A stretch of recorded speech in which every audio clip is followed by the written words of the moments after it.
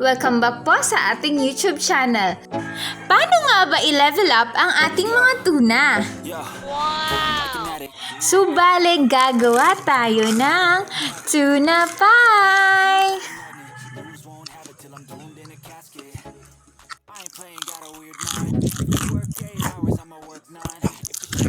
Wow! Let's go!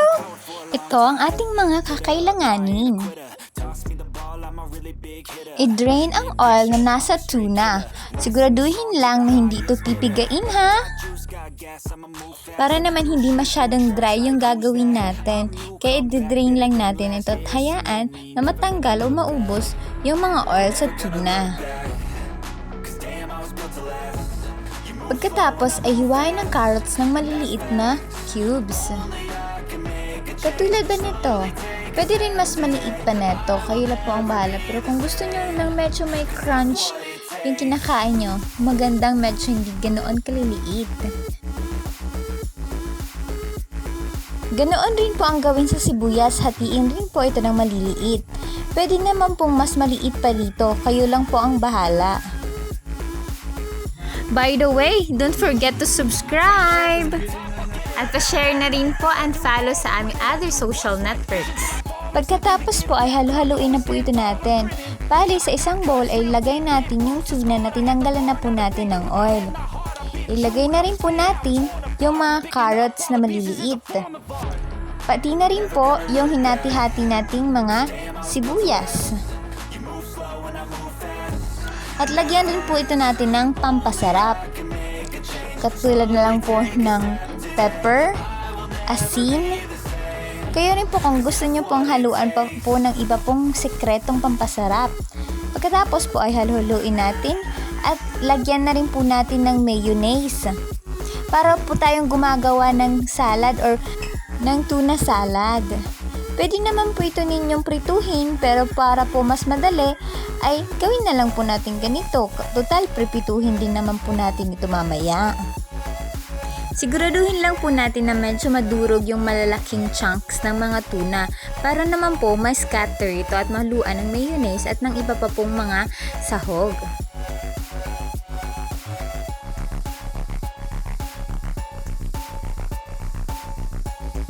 At ihanda na rin po natin yung mga gagamitin nating mga sliced bread. Bali po, gagamit po tayo dito ng 10 loaf ng sliced bread.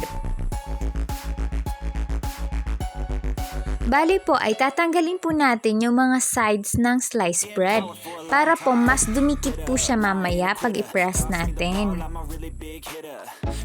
Kung napapansin nyo po, yung nabili po naming sliced bread is yung medyo dry.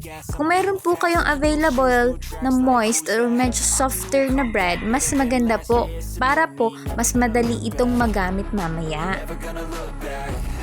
Tanggalan po natin lahat ng 10 bread or kung ilang bread po yung gagamitan nyo ng mga sides nito para po mamaya. At syempre po, yung mga tinanggal nating mga sides, pwede naman pa po ito nating magamit.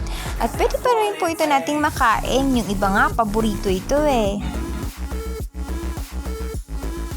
Pagkatapos po nating tanggalan ng sides yung mga sliced bread, ay bali, i-flatten po ito natin. Gagamit po tayo dito ng rolling pin kung mayroon kayo para pang press ng sliced bread. Pero kung wala naman po, pwede naman pong gumamit ng baso. Bali po, ipapress lang po natin yung bread para ma-flatten siya. At syempre, para medyo mas manipis siya at mas madali mamayang mapalamanan nung ginawa natin kanina. Ay, ano ba yan? Sorry po, ang dulas kasi. Kaya po mas maganda kung may rolling pin po kayo para mas mabilis at mas maganda yung magagawa nyo at hindi pa madudulas. Bali po, ubusin lang po natin lahat ng sliced bread na ma-flatten. Pagkatapos po ay crush na rin po natin yung mga crackers na nabili natin.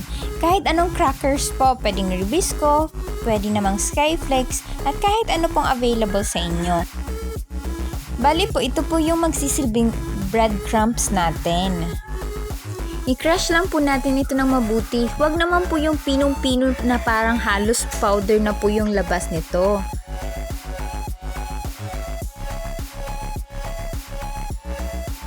At mag-beat na rin po tayo ng 2 itlog. Kung sakali pong sa inyo ay marami yung ginawa nyo at magkulang yung itlog, pwede naman po kayo magdagdag na lang. Lagyan po ito natin ng konting asin at halu-haluin. At iset aside na rin po natin. Gamit yung flinate natin na bread, lagyan ito sa gitna ng tuna salad. Pati na rin po ng in-slice natin ng mga cheese. Pwede naman pong grated cheese, kayo lang po ang bahala. At i-fold po natin ito at i-seal gamit ang ating mga tinidor. Para po masara ito ng mabuti, huwag nyo pong masyadong pupunuin ha. At kung napapansin nyo rin po, nung isil ko na po ito gamit yung tinidor ay nagbre-break po siya. Kasi nga po, di ba po, dry yung sliced bread na nabili namin. Pero wag po kayong mag-alala, hindi naman po kasi lalabas yung palaman neto pag prinito na natin. Kasi nga lalagyan pa po ito natin ng itlog at ng breadcrumbs natin. Ganito lang din po yung gawin natin sa mga natitira nating sliced bread. Bali po sa ginawa nating tuna salad, sobra po ito sa isang supot ng sliced bread. Kung sakali pong magsobra yung ginawa rin po ninyo, ay pwede rin naman po itong gawing ulam. Pwede nyo po itong gisahin lang o di kaya ipalaman sa lumpia wrapper. O diba, may snack ka na, may ulam ka pa. At ipagpatuloy lang po ito sa mga natitirang sliced bread at tuna salad. Pagkatapos po ito natin gawin ay coat na po ito natin ng itlog at ng breadcrumbs. Bali po yung sliced bread na pinalamanan natin ng tuna salad ay ididip lang po natin sa itlog. Pagkatapos po ay i-coat po natin ng ginawa nating breadcrumbs. Gawin lang po ito natin sa mga natitirang ginawa nating tuna sandwich. At dahil po marami-rami po yung ginawa kong tuna sandwich, nagkulang po talaga yung breadcrumbs na prepare natin. So pwede rin po natin itong dagdagan na lang.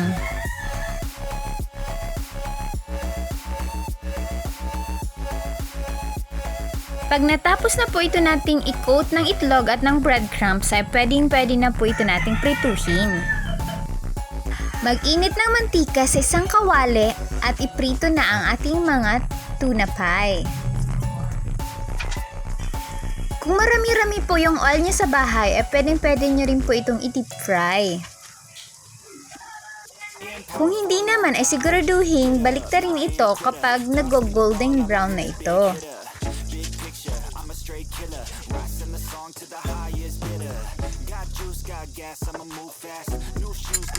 At kapag both sides ay golden brown na, ay pwede na itong hanguin. Madali lang po itong maprito, kaya siguraduhin pong babantayan ito ng maigi at mahango kaagad. Napakasarap po talaga neto. Alam niyo po bang hinangon ko pa lang po yung unang batch ay kinuha na po kaagad ng pamilya ko kasi nga po ang sarap daw. Din pwedeng snack po siya kahit ng bata o di kaya ng matanda. At sigurado magugustuhan po nila ito.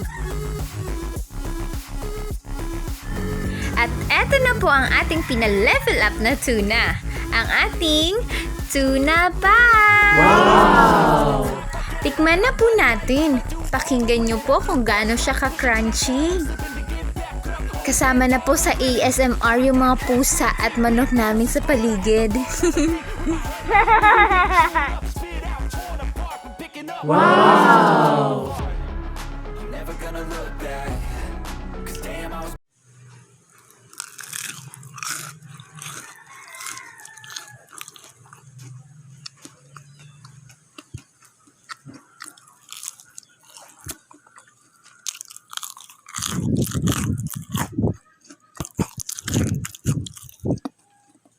Ang sarap po talaga. At yan po ang ating tuna pie. Huwag kalimutang mag-subscribe, hit the notification bell, like, comment, and share. Thank you!